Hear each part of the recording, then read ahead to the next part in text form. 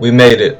Last ranking we ranked the top 5 easiest boss fights. Today, we ranked the opposite, the top 5 hardest boss fights in Hollow Knight. In my last video, which you should watch if you haven't yet, link in the description. Anyways, I said I've been waiting to make this Hollow Knight ranking for a while, but when I said that, I really meant I was hyped for this video. Also, like I said in the last video, I'm ranking these bosses by their base versions, so with that all out the way, we can finally start and jump into the ranking of the top 5 hardest boss fights in Hollow Knight.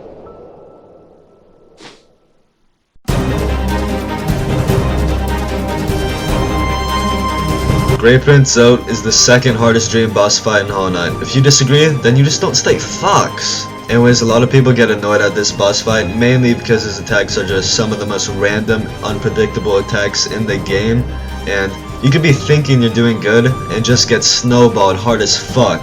And the worst part is you're dying to fucking Zote. Nobody wants to die to Zote. So when you're getting your shit rocked by him in his dreams, it just doesn't sit well. And man, are his attacks unpredictable. Even for people who are gods at boss fights will struggle to not take any damage because his attacks are just so unpredictable, man. Like, he could be doing this one weird ass attack and then just do some weird ass shit and then go to that bro, it's giving me brain damage just thinking about it.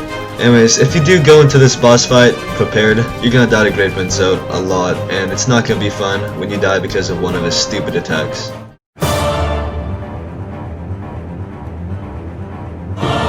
Before any extra content was added to Hollow Knight, Radiance was the real endgame boss fight, and at the time the hardest boss fight. Now, I remember first learning about Radiance, and at the time I had no clue how he looked, and upon finally reaching the boss, I was so surprised just how amazing the boss looked. Really, this boss is beautiful and a perfect endgame boss fight.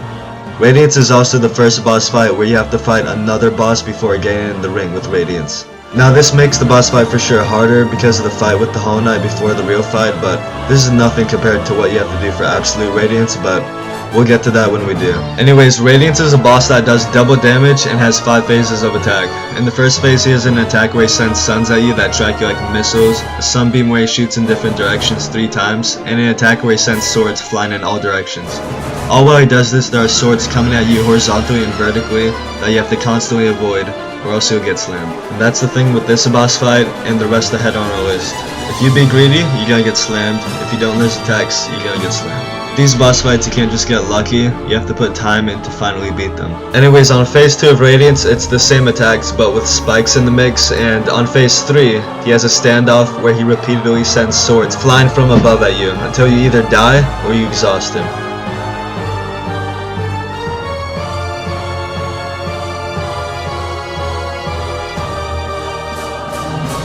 On phase 4, he turns the battleground into multiple platforms. You have to deal with this and the same attacks from before while he constantly teleports across the room. This part is where most players have trouble on, including myself on my first time, and all I can say is get ready to die a bunch. On his last phase, which is called the climb, you climb your way up to Radiance while he shoots beams of light at you. And if you make it, you're rewarded with killing him and the good ending. Unless your name is Altadarva and you're gonna choke and have to start all over again. Help me! You got this, come on. Ouch. No, no, no, no, no, no! I refuse to believe that just happened. No.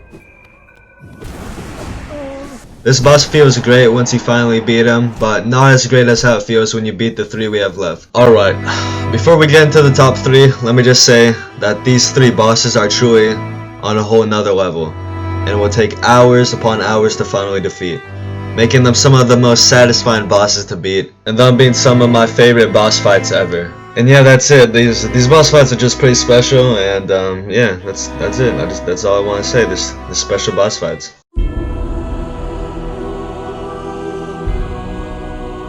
The Pure Vessel.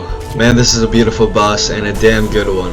The Pure Vessel is just such a cool fight. You're literally fighting the Hollow Knight in his prime before the infection hit. And this boss just does everything right and more. The music also hits hard and is my favorite boss fight song in Hollow Knight. Pure Vessel is also the only boss in the game that actually stays silent throughout the entire fight. The Pure Vessel is a very challenging boss fight, and rightfully so. He's the vessel chosen by the Pale King to be the defender of Hollow Nest. But what actually makes this boss so hard? Well, first off, the Pure Vessel does double damage, and his attacks are similar to the attacks of the Hollow Knight, but slightly different with a few new attacks. Also, with this being the Hollow Knight's prime, he is a lot quicker with his attacks, and you're given low time to react. In total, the Pure Vessel has 3 attacks, with 2 of them not showing up until you've done enough damage. The way most people attack the Pure Vessel is by playing vertically and pogo sticking on the Pure Vessel for hits, or by playing very close and dodging through his attacks, which is how I play it. Whichever way you choose, both ways take time to learn in order to beat the Pure Vessel. Now, with most boss fights in Hollow Knight, the first time you beat a boss, he usually becomes an easy clap right after that. But unlike the Pure Vessel and the rest of this list, if you maybe beat the boss once or twice, doesn't mean you'll be able to beat him again, which just goes to show just how well made and difficult these bosses are. It takes beating these bosses multiple times to really start to feel comfortable at the boss. Anyways, I say this because Pure Vessel is a boss that needs to be mastered, and is still never really an easy clap, which makes the Pure Vessel one of the hardest and one of my favorite bosses of all time.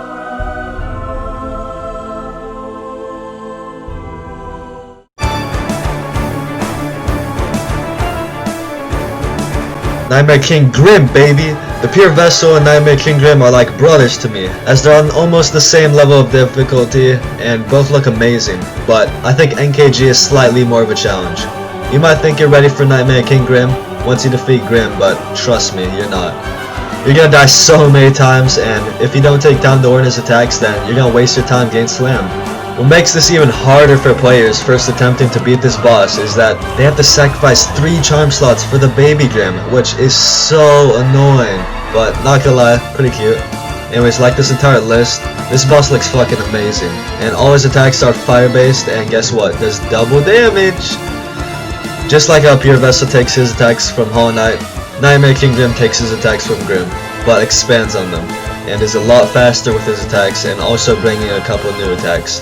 What I think makes this boss harder than Pure Vessel is how it takes a lot longer to learn his attacks, and how Nightmare King Grim's attacks just take more effort to avoid. And also, you should be a lot more prepared for your fight with Pure Vessel than your fight with Nightmare King Grim. You might not even have all your charm notches or mass shards when first fighting this boss. I know I didn't.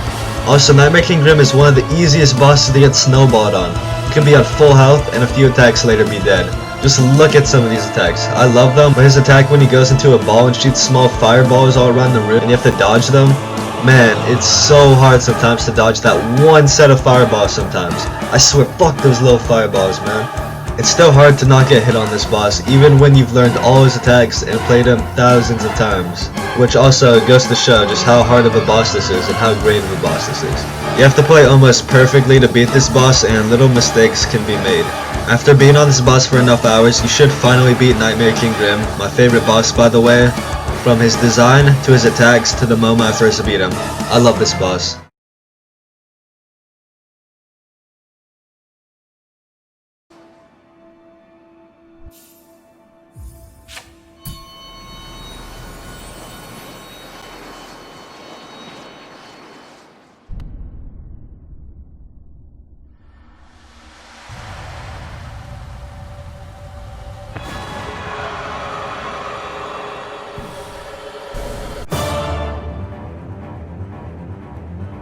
I remember thinking Nightmare King Grim was gonna be the hardest boss fight of the game. Boy, was I wrong. Absolute Radiance, where do I start? Well, Absolute Radiance? Where do I start? Like, well, Absolute Radiance is similar to Radiance, but 10 times harder, which, Radiance is already 4th on our list, it's insane. First off, just to fight this boss, you have to beat the first 4 Pantheons in the God Home, then get all the way to the end of the Pantheon of Hollownest, and we're talking the Pantheon of Hollownest, which, to do you have to beat every boss in the game, including Nightmare King Grim, and Pure Vessel, and once you reach the end, you finally fight Absolute Radiance, just to get slammed. Now the attacks are still the same as Radiance, but don't let that make you think this boss is as easy as Radiance. Like I said, Absolute Radiance is similar to Radiance, but twice as fast, has more health, and instead of having 5 phases, now has 6, as if 5 wasn't rough enough. Luckily, the base version of Absolute Radiance still does double damage like Radiance. Now thank God it doesn't do 4 damage. Now I'm not going to be on Absolute Radiance for too long. We already went over his attacks, which are basically the same as Radiance, so let's just move on. Now in Radiance, After you complete the climb, the 5th phase, Radiance gives you the win. On Absolute Radiance, however, after the climb, you reach a new phase 6. On his final phase, Absolute Radiance will teleport back and forth between 2 platforms and be constantly sending tiny suns at you. This happens until you either die, or you hit him enough to finally kill him. It's really hard not to panic here, and if you're low enough, just one mistake and you'll die, and you'll have to restart all over again. The fight before with Radiance helps, but is not enough to save you from the hours upon hours you have to go through to finally beat him and eventually master him to beat the Pantheon of Palmrest. It's hard to find bosses harder than Absolute Radiance, and I'm just glad that the hardest boss in Hollow Knight is the final boss the game has to offer. Thank you guys so much, especially to those who made it to the end of the video. I love Hollow Knight and I love making these videos, so if you did enjoy, liking and subscribing would help me a lot. Also, comment down below if you want to see more Hollow Knight videos or any other feedback you guys have or any other videos you guys want to watch. Anyways, have a good one, and I'll see you guys in the next one.